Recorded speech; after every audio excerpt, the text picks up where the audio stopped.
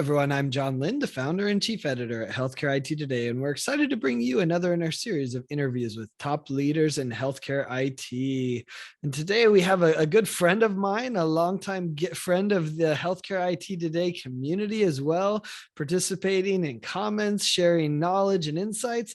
And his name is Prashant Natarajan. He's author of a new book called Demystifying AI for the Enterprise. And you may know him from his previous books. His most popular is the best-selling Demystifying Big Data and Machine Learning for Healthcare. I mean, that was everywhere at HIMSS when it came out. It was just incredible, right? It's someone who just lives, eats, breathes, and sleeps big data, machine learning, AI, just a globally recognized expert of that. Welcome, Prashant. Thank you, John. And after such an intro, I'm reminded of what a person who once introduced me said. There's the Beethoven of health data and AI. There's the Bach of health data and AI, and then there's Snoop Dogg and pointed to me. So that's what I want to be when I grow up. I want to be the Snoop Dogg of health AI. But thank you very much, John, for that very generous introduction. In addition to the things that you said, I am also the VP of Strategy and Products at H2O AI, where I'm responsible for our healthcare and life sciences business, and That's work awesome. very closely with leading healthcare organizations, both in the private and public sector. Yeah, well, I didn't know you were a rapper, so I'll be watching for the music video to come out. But maybe the AI could do that for you. That would be a good idea. So before we dive into the new book, your first book was Demystifying Big Data and Machine Learning, and obviously in healthcare, that's what we talk about here.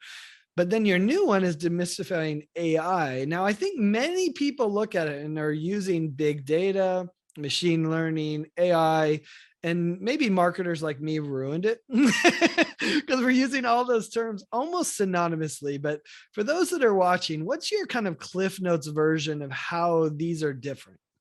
Yeah, so I think you know me, John. Not only is the theme of my work demystifying technology, because I believe that we really need to make technology in all its complexity understood by lay people, not just technical experts, but also non-technical professionals, leaders, managers, individual contributors and users, but more importantly in the healthcare and life sciences construct, also stakeholders, various types of stakeholders, including patients, including providers, clinicians. And if you take a look at what's going on today, it goes back to a common thread, which is really what is the need of AI, right? And what is the purpose of AI? And we'll of course touch upon that later. You asked what is the connection between big data and machine learning and AI. So I'll just start with a very simple hierarchy of things, right? At the highest level, artificial intelligence, and I'm not going to try and redefine what has been defined very well by people before for many years, but Peter Norvig, in his classic, as well as going back to the Dartmouth conference, we have typically, and again, in the spirit of demystifying, we have looked at artificial intelligence as something that thinks like a human, acts like a human, or produces outcomes that resemble human-like thought or actions, with the simplest definition. And the question really has been over the last 70, 80 years is how do we create these intelligent machines or these amplified and augmented intelligence beings? While the roots of artificial intelligence in terms of that strict definition, or maybe loose definition, are about 70 years old, what we have seen is between, say, the early 1950s to starting with Turing's work in World War II and others, but also mostly in the civilian sector after World War II in the 50s, to almost the mid 80s, there were almost several peaks and hypes around AI. And a lot of the early stuff was what was called expert systems. But what happened then was expert systems was trying to recreate the way humans think through logic, through reasoning, and through building rules-based system, assuming that you can, even if the machines cannot think like humans, they can reason like humans. That effort failed. So what happened then was something called machine learning happened. Machine learning was taking a look at the data around us, and I'll touch upon what big data is. Taking a look at the data around us, recognizing patterns in that data, extrapolating that data, using patterns to make predictions that can be across all types of data. You can make predictions on images, you can make predictions on natural language processing, you can make predictions on time series data. For example, in the healthcare, episodic information, right? Somebody who has chronic disease, it's episodic. So machine learning is really a subset of artificial intelligence that leverages data in all its forms in order to drive pattern recognition and predictions at the simplest difference. Now that brings us to the last question, what is big data? While the term itself has gone through a lot of ups and downs for various reasons, For sure. let's ignore whether it's big or little. As you read in the last book also, I always focused on let's forget the adjectives and let's focus on the nouns. Big data in the healthcare context is all data about an individual, about the societies and the communities we live in, about the care that happens within the four hospitals of the hospital or the clinic, what happens outside, healthcare policy, and as we have discovered in the last 2.5 years, pandemics. So I hope that was a lengthy answer, but hopefully it cleared the difference and also explains how these are connected and how we should think of them. Yeah, I mean, I think the evolution is happening.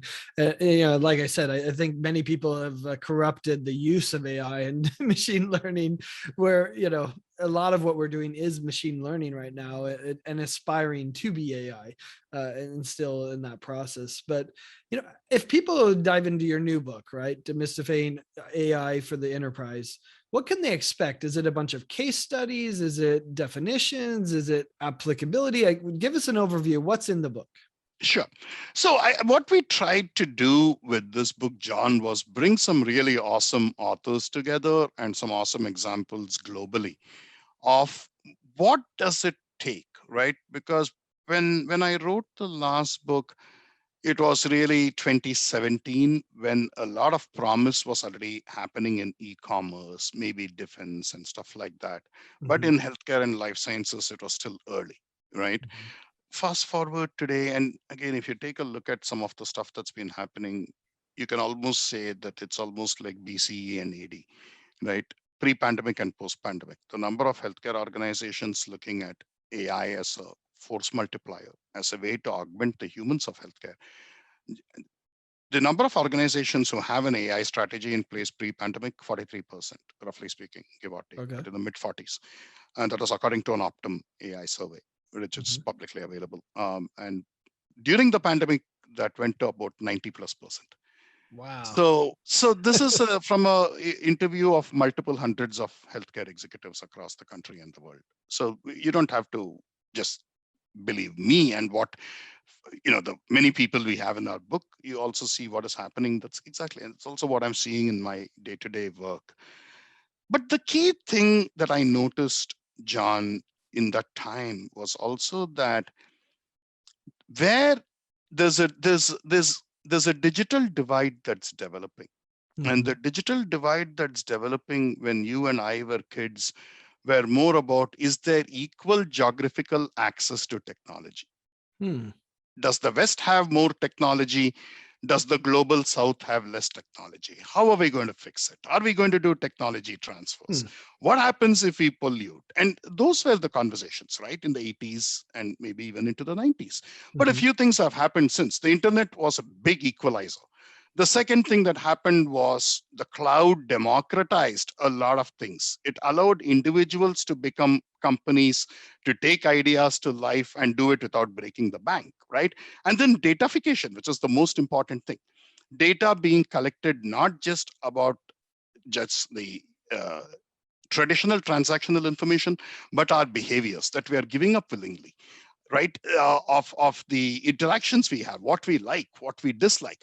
And this is out there. So there's this rich ecosystem of data that can hopefully be put to good use, but more importantly, can be used to improve care. But the key thing that I've noticed over the last 3 or 4 years, when going from healthcare, I also did some work in conversational AI in banking. I did some work at a global insurance company.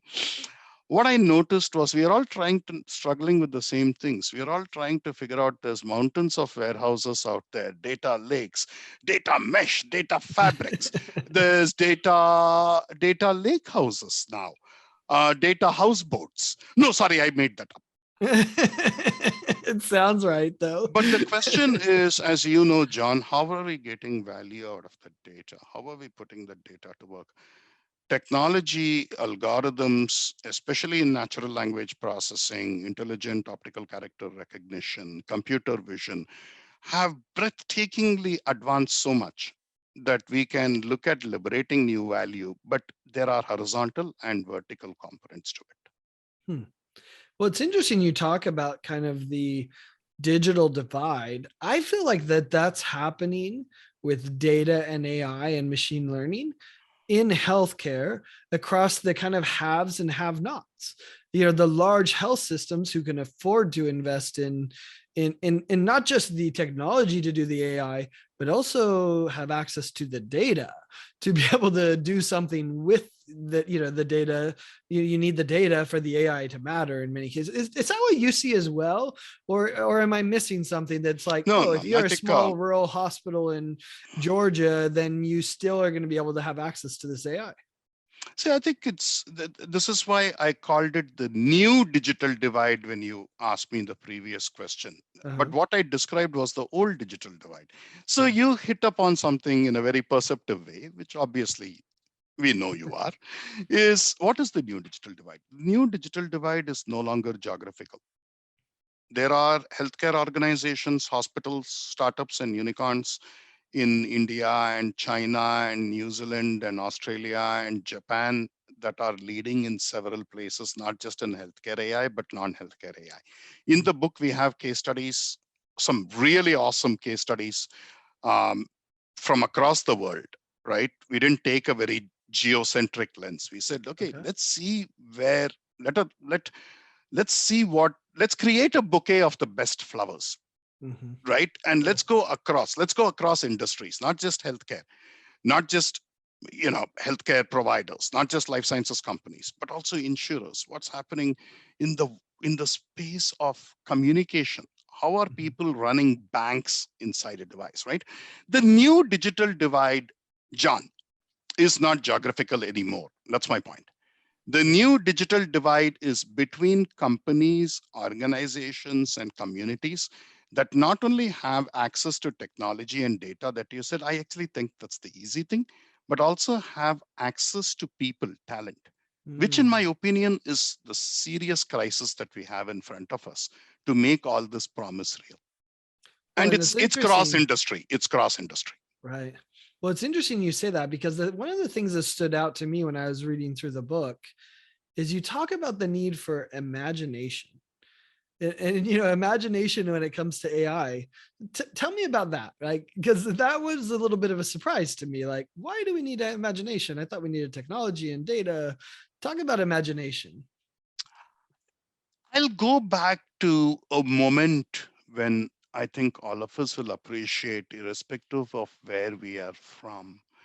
You and I, in addition to our passion for healthcare technology and health IT and medicine, and of course, data and analytics and AI are also students of history. We have had multiple conversations over glasses of seltzer, lemon seltzer, uh, the It's two right of for us me. over Yeah. the years. And as you know, if you go back to history, if you go back to the most ancient epics, whether it was the Indian epics from hundreds, thousands of years ago, the Greek epics, the Chinese epics, across board, South American epics, we have always wanted to create these creatures that augment and assist humans in what Mm. we want to do.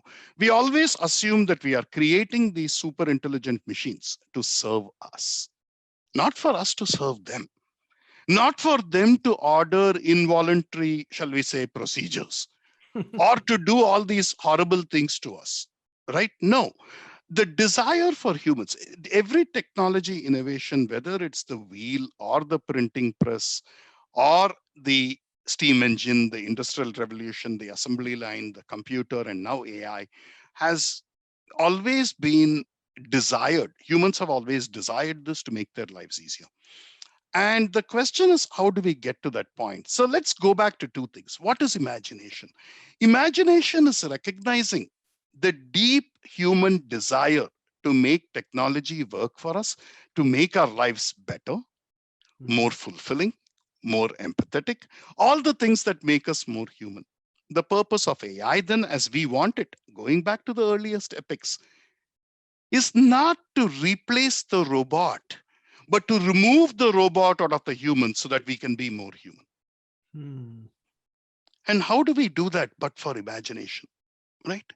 Yeah. Now, this may come across as, okay, Prashant, oh my God, that is awesome. Now, John, you're not going to say this, but somebody in your audience may say, that almost sounds like a kumbaya moment. Tell us what's real about it. So, in the book, as you know, I talk about what does imagination mean in the enterprise setting.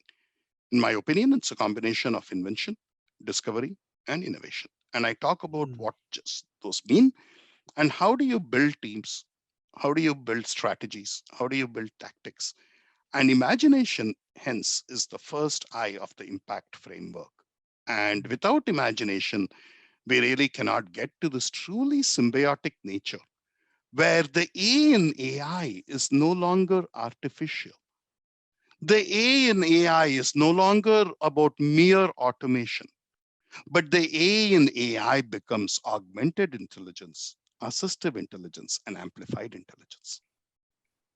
It's interesting you talk about imagination and people that have imagination. So, what does an AI mature organization really look like? Is it about having that imagination or is it something else? And also, like, if you're not an AI mature organization, what do you need to do to get there? Yeah, so I think this is a very important question you're asking because we agreed on the need for imagination. The next thing is going to be measure where you are, right? It's a basic thing. It's like balancing your checkbook, which is what you're doing. You're measuring what's coming in, what's going out, right? But you're doing Yep. this now across your enterprise.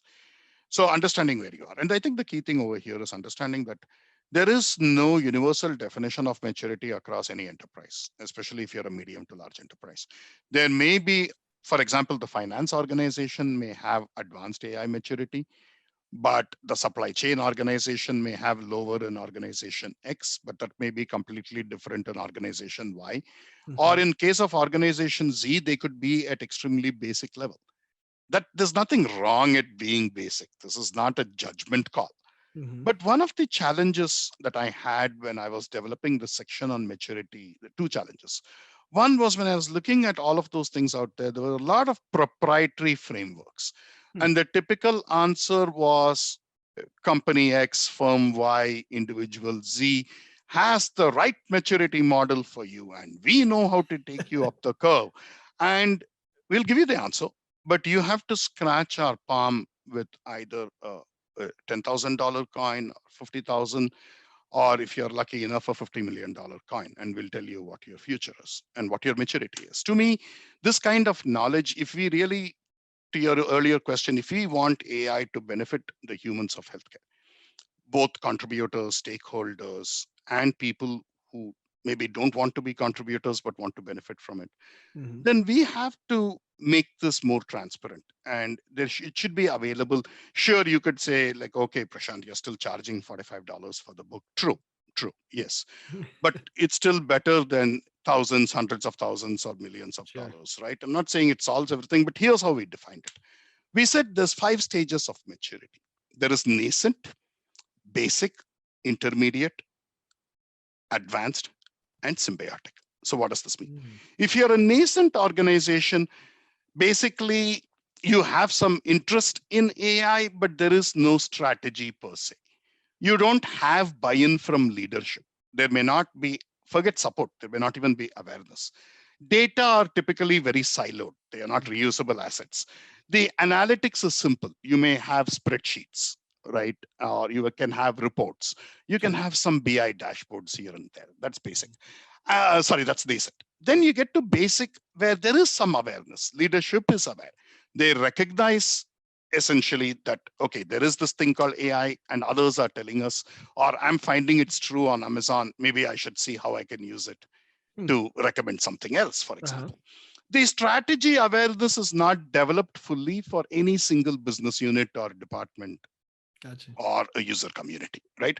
Data is certainly not managed as a repeatable, reusable asset, right? So the difference between the last one and this one is in the last one, data is still very siloed. Here, that we may be mixing some data, but we are not reusing that value, right? We keep Hmm. spending more time on data rather than more time on AI. And Gotcha. then finally, there may be one or two AI projects that are currently in development. Hmm. Okay, it could be a POC, it could be something you're trying out with H2O and things like that, right? Or Hmm. you're using our open source. Or then you get to intermediate where leadership supports it in principle, right? But there's no funding. We all agree that we need to do it, but where's the money, right? Gotcha. There are pockets of AI strategy. Supply chain has a mature AI strategy. Finance has it, but maybe HR doesn't, or they Mhm. don't yet know how to leverage it. Maybe they are locked out of the data, right? The structured data is typically well managed and governed, and access to unstructured data is available. Mhm. Documents, medical Okay. images, right? 3 to 5 AI projects or products in development and production, Mhm. right? And the results of these AI efforts, unfortunately, despite what sounds intermediate maturity, sounds good, but here's the problem. It's intermediate because the results of these AI efforts are not always connected to the business outcomes, or the value is not measured consistently. Mhm. We may measure the value once, but we don't go back and see, have we lost value or increased Mm. value the next time? Is this still relevant today as it was maybe pre-pandemic? Mhm. Those are important things that we need to do. And if you don't do that, it's kind of like my life on a Sunday, right? All dressed up and nowhere to go. You don't Uh-huh. want that, right, John? So Yep. then let's go very quickly to advanced, right? Obviously, as the thing indicates, vision is there, support is mature, funding is there. Business strategy starts getting fine-tuned based on the AI results and learning. Data is relatively well governed, well managed. AI models, scorers, inferencers, applications, products are now being governed and managed proactively. So now you're going about data. Mhm. It's not just about data governance, master data management. You're doing the same thing at scale at ML ops, right? You're reusing features through a feature store. You're creating and sharing pre-built models among the various facilities in your enterprise. And Mhm. this is where the true thing comes in. This is where the modern techniques in machine learning and deep learning, which we talk about in the book, transfer learning, reinforcement learning, these are all making sense, because what we are finding, John, fascinating, we are finding, for example, just to use a real example with H2O's Document AI, where we have implemented that at UCSF Center for Digital Health Innovation. Mhm. We're finding that the AI is now able to go beyond templates, Wow. where unlike RPA and other things, I'm not saying that AI does everything that RPA does. I want to be very careful. There are things it Mhm. does, there are things it doesn't do. Sure. But we are able to now throw templates that are completely from unseen sources that the Mm. AI has not seen before at all. And you don't have to manage a single template anymore.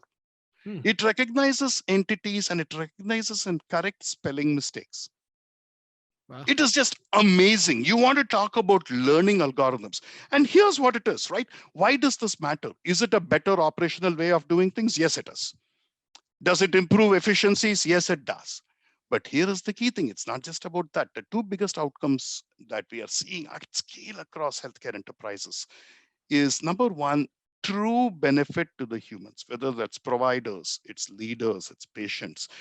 And we have testimonials where actually patients have benefited Mhm. or have wished that they had AI like this at a Mm. point in their lives or in their loved ones' lives, Right. right? Obviously, to respect privacy and confidence, I'm not going to repeat that on national radio show on Of YouTube, course. right? Radio show and on YouTube. So the key thing is, what is the big difference here, John, that takes you to an advanced thing is the human decision making now starts leveraging the results of AI, leveraging the predictions. And you now recognize that we can not only address human bias, we can also do a better job of collecting data. You can do a better job of entity resolution.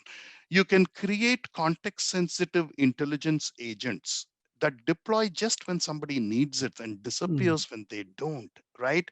And now you start seeing the true power of AI. Hence my point that AI is not just about automation, right? Finally, last comment is, where do we go from here? Hmm. Okay. I was going to say, So I don't think there's a healthcare organization. I think the most advanced healthcare organizations may be at your advanced level. I don't think there's any that are symbiotic, but provider organizations, maybe on the life sciences side, there could be some. But what's the last level? Where are we headed? um um so I'll answer that, because before we get to that last level, I'll answer that. I think there are a few organizations in the provider world Okay. who have gotten to a point where there are certain functions or workflows that are almost getting very close to symbiotic, Okay. where the human in the loop and the machine are so tightly connected, Hmm. with the human driving validations of accuracy, providing actual feedback and things like this. So it is happening. I would agree with you that it's not yet happening in any place at scale Yeah. where it's It's repeatable. specific projects, not the whole Exactly, organization. exactly, Yeah, that makes exactly. sense. Yeah.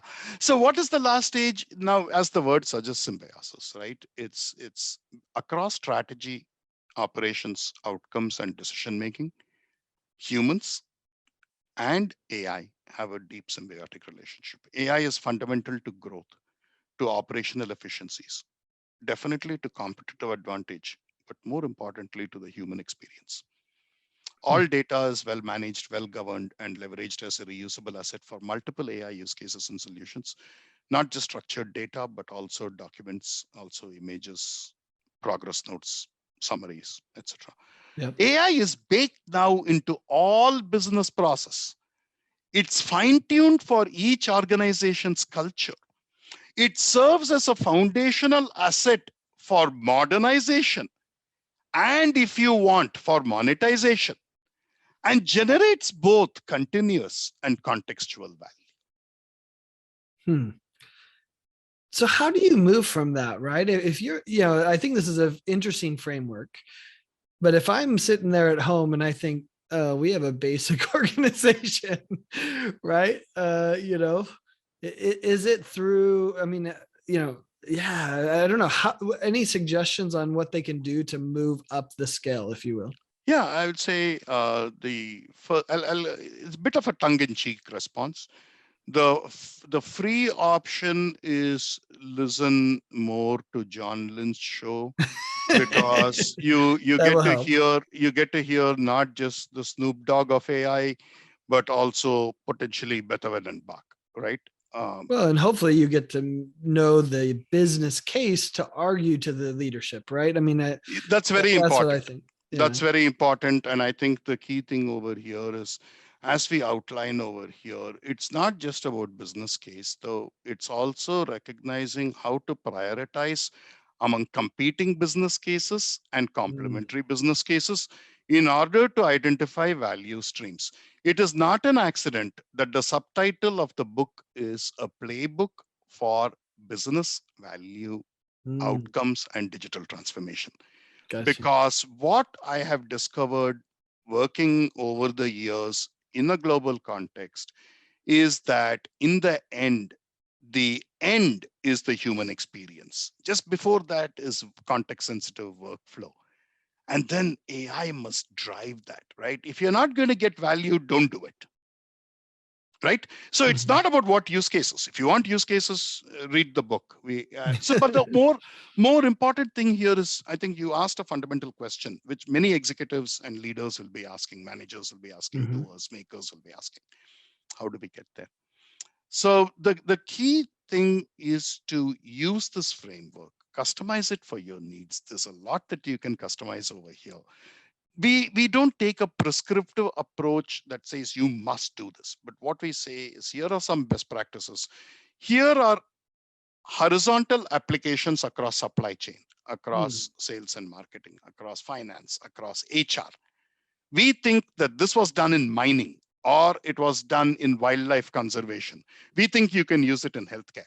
Just as Amazon has built a recommendation system, do what we have done at H2O, build a recommendation system to send educational healthcare articles to members of a health plan, Hmm. right? So Yeah. what can be used in shopping can be used much more powerfully to drive wellness and health at the individual and community level, Hmm. right? So to answer your question, how do we get there? It is a combination of identifying the right case, identifying the other things in the impact framework. The P is people, right? A very important thing that we touched upon. We touched upon automation and augmentation, not merely, I'm sorry, amplification and augmentation, not merely automation. There is a temptation to focus too much on automation because it Hmm. provides quick returns, but it doesn't lead you towards being a symbiotic enterprise.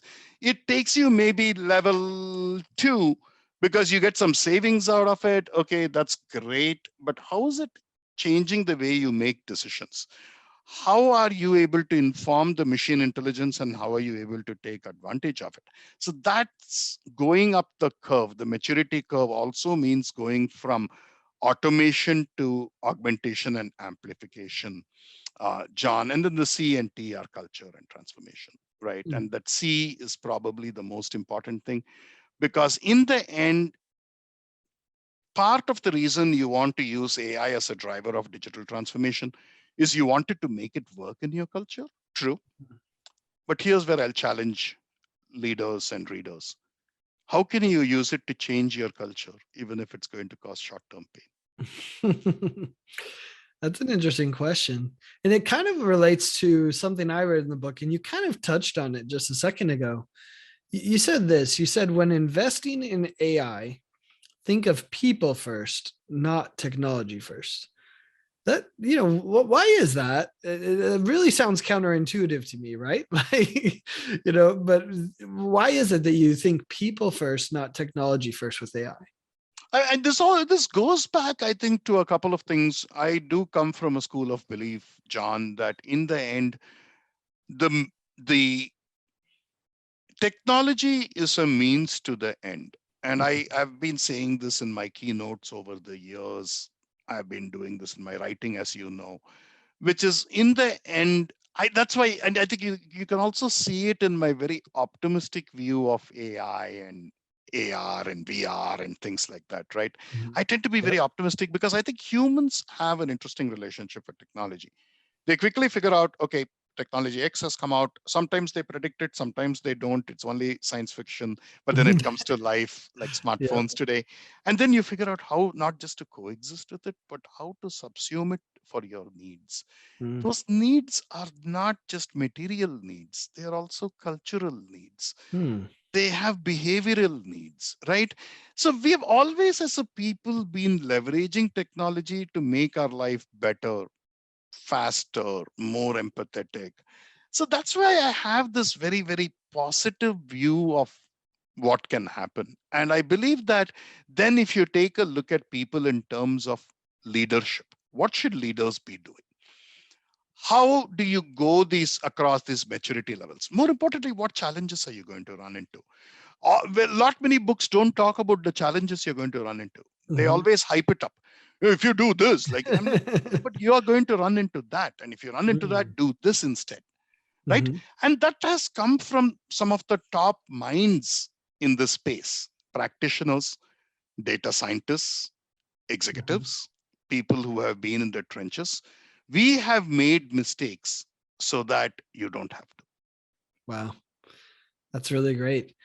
I think this conversation was fascinating, and I appreciate you sharing the insights and perspectives. I've often said in articles and in interviews that the future of healthcare is built on the back of data. And why is that? I think it's the AI on top of that data that's going to make things so interesting. So Thank you, Prashant, for sharing some insights and perspectives. And thanks everyone for listening and watching. Be sure to check the show notes. We'll link to his book, Demystifying Big Data and Machine Learning for Healthcare. That's his original book. And of course, his new book, Demystifying AI for the Enterprise. And everyone, thanks for watching. Be sure to check out all the other great healthcare IT content at healthcareittoday.com and search for Healthcare IT Today on your favorite podcasting applications. Thanks so much, Prashant. Uh, John, in recognition of the awesome response that I have gotten from the many readers and listeners of your show over the years, and as a former honorary OG reporter on on your site, honorary completely, I would like to offer your audience a raffle that you can conduct for 3 free electronic review copies. And when I call them review copies, because that's what they are, people Yeah, don't have to leave a review unless they like them. awesome. But I would like to offer that to your audience. Excellent. So we'll put that in the notes of the article and also on YouTube, etc. So if you want to get access to a copy of his book, we'll raffle off 3. You can mention it on social media, Healthcare IT Today, or leave a comment in the article, and we'll enter you to win, and then reach out with 3 copies. So thanks so much, Prashant. Thank you.